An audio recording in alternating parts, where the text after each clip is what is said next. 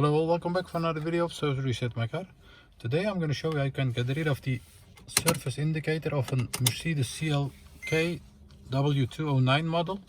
This one is a 2002 model. When we turn the ignition on, there is an indicator,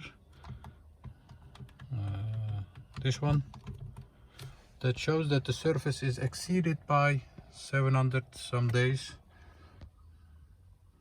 When you have 1 or 2 wrenches, that means you have to do the service for this car.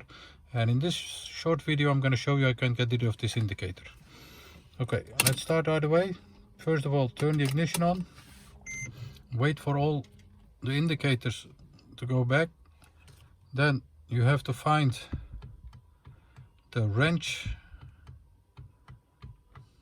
and go to the interior temperature, then twice arrow up button. Once you are here, there is a button over here. Press and hold it for about 3 seconds. 1, 2, 3. And as you can see, a new menu pops up and says to hold this button again for 3 seconds. 1, 2, 3.